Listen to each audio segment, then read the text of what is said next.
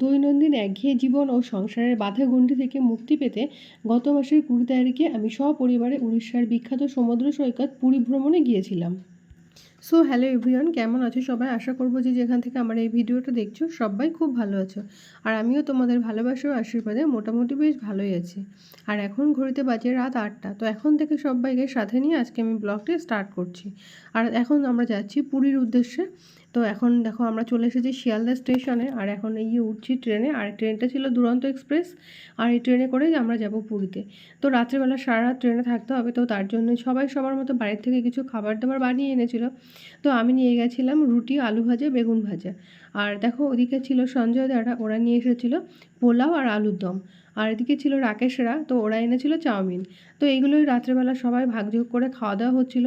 আর দেখো ওই দিদিভাইটা এনেছিল চামচ আর এই যে কাশ্মীরি আলুর দম, তো এটা সবাই পাতায় সব একসাথে সার্ভ করে দেওয়া হচ্ছিল। আর সব থেকে বাজে একটা জিনিস হয়েছিল যে যেটা হচ্ছে আমাদের কিন্তু সিট এক জায়গায় ছিল না। তো আমাদের ছিল ওই মানে পরের কম্পার্টমেন্টে। তো ওখান থেকে আমরা চলে এসেছি খাওয়ার জন্য, একসাথে বসে খাওয়া দাওয়া করব আর একটু গল্প গুজব করে আনন্দ করার জন্য। তো এখানেই সময়টা কাটানো হয়েছিল। আর খাওয়া দাওয়া শেষে একদম রাত্রে ঘুমানোর সময় চলে গেছিলাম আমরা আমাদের সিটে। তো ওখান থেকে এই যে আসা বেশি মানে বেশিটা টাফ নয়, মানে কাছে পরের কম্পার্টমেন্টে ওইটাই ছিল আমাদের সিট। তো ওখান থেকে রাত্রেবেলা চলে এসেছি। আর এখান থেকে খাওয়া দাওয়া করে আবার পরে ওখানে চলেও গেছিলাম। আর যত সময় বাচ্চাগুলো জেগেছিল তত সময় কিন্তু আমরা এখানেই ছিলাম। আর এখানে গল্প আনন্দ সবার সাথে একসাথে মজা হই হুল্লোড়। আর এখানে দুটো ছিল বাচ্চা, মানে আমার একটা ছেলে আর একটা ছিল মেয়ে। তো ওরা দুজনে একটু মজা আনন্দ করছিল। আর আলাদা হয়ে গেলে, আলাদা জায়গায় চলে গেলে তো ওরা আনন্দটা করতে পারবে না। তো যাই হোক, এক জায়গায় খুব ভালো মজায় দিনটা কাটলো। আর এটা দেখো সকালবেলা আমরা ট্রেনে রয়েছি, মানে সকাল আমরা নেমেছি প্রায় 8টার দিকে। আর নামার কথা ছিল আরও আগে, কিন্তু একটু নামতে লেট হয়ে গেছে।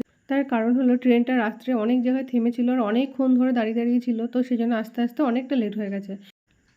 বহুদিনের এই লালিত স্বপ্ন সত্যি হওয়ার এই ভ্রমণ আমার কাছে অত্যন্ত স্মরণীয় হয়ে রয়েছে। আর এখন চলে এসেছি আমরা এই যে রুমে। এই রুমটা আমরা নিয়েছিলাম আর এখানে ছিল ডাবল বেড। তো দুটো বেড, ওদিকে ওরা আছে আর এদিকে আমরা আছি। আর আরেকটা ঘর নেওয়া হয়েছিল নিচে, তো ওখানে ছিল রাকেশরা। তো ওরা আর কি সিঙ্গেল বেডে নিয়েছিল, মানে ওরা শুধু একাই থাকছিল। আর আমরা এখানে দেখো নিয়েছিলাম, যেহেতু এটা বড় রুম আর পুরোটাই এসি আর ডেকোরেশনগুলো খুব সুন্দর একদম। আর খুব ভালো লাগছিল। আর এদিকে দেখো একটা জানলা আছে। আর এখান থেকে না রাস্তাটা সমস্তটা দেখা যায়। তো এগুলো একটু সরিয়ে আর কি আলোটা নিচ্ছিলাম ঘরের মধ্যে, যেহেতু অন্ধকার হয়েছিল। আর কারেন্টটা তখনই মাত্র চলে গেছে, যদিও কারেন্ট বেশিক্ষণ ছিল না, 5 মিনিটের মতন গেছিলো, তো তার জন্য একটু সরিয়ে দিলাম। আর বেশ ভালো লাগছিলো, এসে একটু ফ্রেশ ট্রেশ হয়ে রেস্ট নেব, তারপরে যাব বিচের দিকে স্নান করতে। তো দেখো এই যে ফাইনালি তো সবে এসে পৌঁছালাম। আর খুব কষ্ট করে এসেছি, যেহেতু এখন প্রচণ্ড গরম। তো গরমে খুব মানে বেরানো উচিত নয় বাড়ি থেকে, তো আমরা বেরিয়ে পড়েছি, আর কিছু করার নেই। মানে ভুল টাইমে এসে পড়েছি, এত গরমে না আসলেই হয়তো ভালো হতো। আর দেখো সকালবেলা আসার সময় কিছু খাবার দাবার কিনে আনা হয়েছিল, তো ওদের জন্য নেওয়া হয়েছিল মানে কচুরি, আর নিয়েছিল ডাল, ছোলার ডাল। আর আমরা নিয়েছিলাম ইডলি।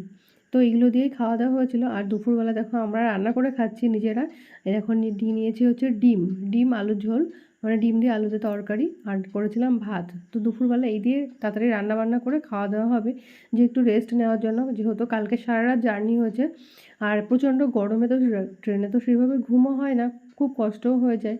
আর এদিকে দেখো খুব সুন্দর একটা জায়গা, মানে ছাদের উপরটা জামা কাপড় মেলে দেওয়া হয়েছে। আর এখান থেকে দেখো বীজটাও দেখা যাচ্ছে, সমুদ্রের ঢেউটা এখান থেকে উপলব্ধি করা যাচ্ছে। দেখো খুব ভালো লাগছিলো এখানে দাঁড়িয়ে। আর সন্ধ্যাবেলাটা স্পেশালি খুব ভালো লাগে। আর যেহেতু এখন খুব রৌদ্র, মানে ছাদের উপরে প্রচণ্ড রৌদ্র, তো দাঁড়ানোই যাবে না। তো সেই জন্য আর কি এত দূর থেকে দেখাচ্ছি জুম করে।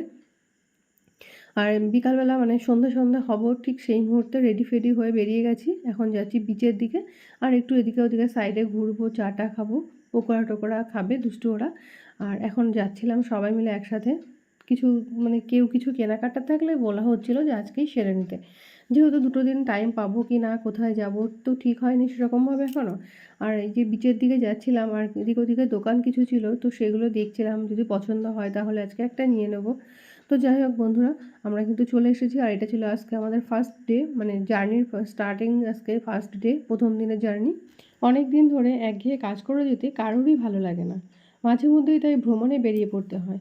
সব সময় যে খুব দূরে যেতে হবে তার কোনো মানে নেই, কাছাকাছি কোথাও ঘুরতে গিয়েও আনন্দ লাভ করা যায়। এবছর আমরা সেরকমই কাছাকাছি এক জায়গায় ভ্রমণে বেরিয়ে পড়েছিলাম, সেটা হচ্ছে পুরী। সন্ধ্যায় পুরীর সমুদ্র সৈকতের প্রাণবন্ত পরিবেশ ও আলোর খেলা রাতের সমুদ্রের আসল রূপটি আমার এই ভিডিওর মাধ্যমে আপনারা দেখে নিতে পারেন। পুরীর সমুদ্র সৈকতে একটি মনোরম সন্ধ্যা কাটানোর একটা মুহূর্ত তোমাদের সাথে শেয়ার করছি। পড়ন্ত বিকালে সমুদ্রের গর্জন, বালিয়াড়িতে বালি শিল্পের প্রদর্শনী, স্থানীয় সুস্বাদু সামুদ্রিক খাবারের স্বাদ এবং রাতের দিকে গা ছমছমে খোলা হাওয়া হাঁটার আনন্দটাই সত্যি আলাদা। সৈকতের ধারে সারি সারি দোকান বসে, আর এখানে পাবেন সদ্য ধরা চিংড়ি মাছ, কাঁকড়া, পমফ্রেট ভাজা, গরম গরম পকোড়া এবং ওড়িশার বিখ্যাত চাট।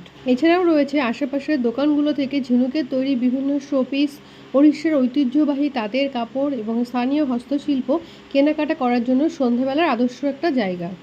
আর এখানে সন্ধ্যা 7টার পর সৈকতের কোলাহল কিছুটা কমে আসে।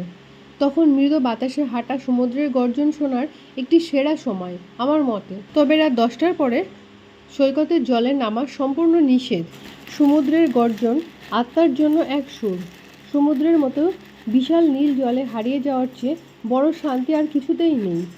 সমুদ্রের কিনারা যেখানে আকাশ আর জল মিলেমিশে একাকার হয়ে গেছে। আর এটা হচ্ছে পরের দিনের ব্লগ। তো পরের দিন দেখো এনেছিল বাজার থেকে এরকম মাছ। এখানে ছিল বেলে মাছ আর সামুদ্রিক কিছু মাছ, সব মাছগুলো তো নাম জানি না। তো এই মাছগুলো আজকে ভাজা করা হচ্ছে, আর আমাদের রান্না হচ্ছে এই ছোটো মাছগুলো ঝাল, মানে বাটি চচ্চড়ি যেটা বলে। তো বাটি তো নেই, কড়াই ফেলে করা হয়েছিল পেঁয়াজ দিয়ে, আর ওই মাছটা হচ্ছে বেগুন দিয়ে ঝোল। তো আর কিছুটা ভাজারও খাওয়া হয়েছিল। তো আজকে শুধু এইটুকুই রান্না হয়েছে, মাছের ঝোল আর ভাত। তো দুরকম মাছ ছিল। আর বিকালের দিকে বেরিয়ে পড়েছিলাম জগন্নাথ মন্দিরে যাওয়ার উদ্দেশ্যে। যেহেতু আমরা পুজো দিচ্ছি না, তো সেই জন্যই বিকালের দিকে বেরিয়েছিলাম। তো এসে এত ভিড়ে পড়েছিলাম সে কি বলবো, মানে বেরাতেই পারছিলাম না, এত পরিমাণে ভিড় কি জগন্নাথ মন্দিরটাকে ঠিক করে একটু দর্শনও করতে পারলাম না, ঠাকুরটাকেও ভালো করে দেখতে পেলাম না। দেখেছি মানে বাইরে দেখতে যতটা ফাঁকা মনে হচ্ছে, কিন্তু ভেতরে ঢুকে ঠিক কী প্রচণ্ড ভিড়ের সম্মুখীন হয়েছিলাম, তো সেটা একমাত্র আমরাই বলতে পারি। তো যাই হোক, বাইরে থেকে এসে কিন্তু খুব ভালো লাগছিলো দেখে, মানে এত সুন্দর একটা মনোমুগ্ধকর জায়গা, মনটা সত্যি একটা আলাদা তৃপ্তি আছে। যেহেতু কোনো একটা ধর্মীয় স্থানে আসলে আমাদের মনের একটা আলাদা শান্তি জাগে না, যে একটা ভগবানের কাছে এসেছি, মনের কামনা বাসনা পূর্ণ করবে ভগবান, মানে মন দিয়ে প্রাণ দিয়ে একটা ডাকা, সেই জিনিসগুলো সত্যি এত ভালো লাগে কি বলবো। আর এখানে আমি আর দুষ্টু একটু ভিডিও বানাচ্ছিলাম, মানে রিলস করছিলাম। তো স্লো মোশন দিয়ে, যেটা আর কি স্লো মোশন দিয়ে একটু ভিডিও বানাবো। তো এটা আমার বর্মশাই মানে ক্যামেরাটা ধরে দিচ্ছিলো, আর আমরা দুজন এখান থেকে হাঁটছিলাম। পুরীর জগন্নাথ মন্দিরে বর্তমানে সাধারণ দর্শনার্থীদের প্রবেশ ও দর্শন স্বাভাবিক এবং শান্তিপূর্ণ রয়েছে। দূর দূরান্ত থেকে ভক্তরা প্রতিদিন মহাপ্রভুর আশীর্বাদ নিচ্ছেন। আর এই মন্দিরের ভেতরে ক্যামেরা, মোবাইল বা চামড়ার জিনিস সম্পূর্ণ নিষিদ্ধ করা হয়েছে।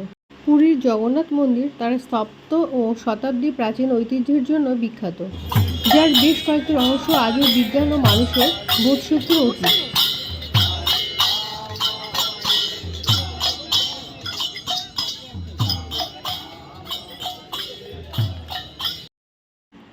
মন্দিরের চূড়ায় অবস্থিত ধ্বজা বা পতাকা সর্বদা বাতাসের বিপরীত দিকে ওড়ে।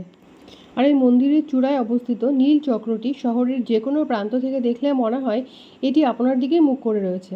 তো যাই হোক বন্ধুরা, এটা ছিল আমাদের প্রথম দিনের ব্লগ, মানে ফার্স্ট ডে। দুদিন ধরেই ব্লগটা করেছি, মানে প্রথম দিনের কিছুটা ক্লিপ নিয়েছি আর সেকেন্ড দিনের কিছুটা ক্লিপ নিয়েছি। তো সেরকমভাবে কোথাও খুব একটা বেড়ানো হয়নি। তো প্রথম দিন বিচের ধারে ঘোরাঘুরি, আর পরের দিন গেছিলাম এরকম জগন্নাথ মন্দির দর্শন করতে। তো এই দুটো ক্লিপ মিলে শেয়ার করছি আজকের একটা ব্লগ।